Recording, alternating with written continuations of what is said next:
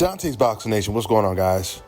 So this story I'm about to report is what you truly call poetic justice. It's something you would only see in a movie. The OG, the grand wizard of old media, PBC's biggest nemesis, Al Heyman's Lex Luthor, Jim Lampley, is now being forced to make money off of PBC fights by calling the fights. Not on PBC directly, but for a third-party distributor. He's going to do live chats for PBC's pay-per-view events. Man, talk about being on the wrong side of history. I mean, the level of hatred that Jim Lampley had for Al Heyman damn near makes it look like he was Floyd Mayweather's friend. That was a joke. He hated them equally.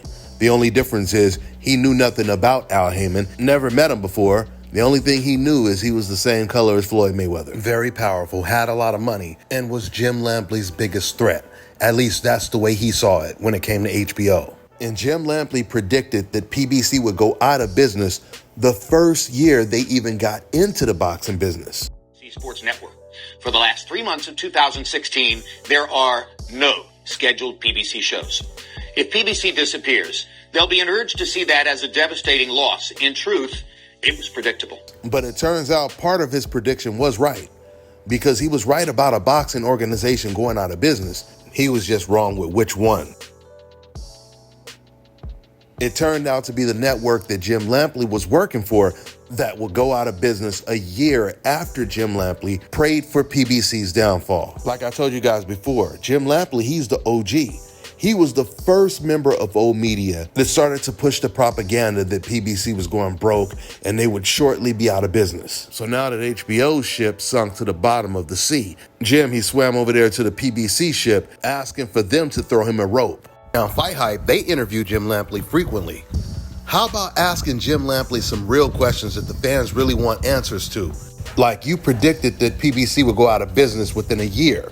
What's your thoughts on them still being around today and being this successful in the sport of boxing?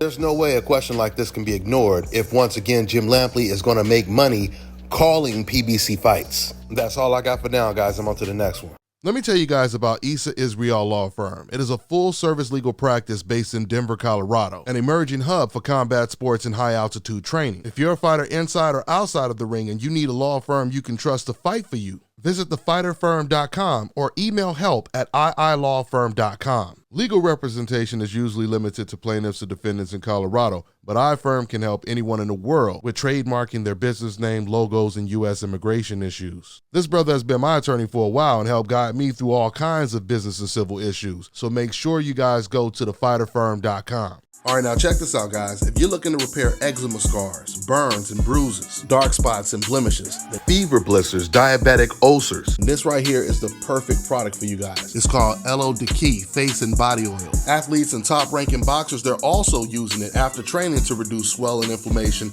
and to ease the pain. So get yours today. Go to LODkey.com, like them on Facebook, and follow them on Instagram.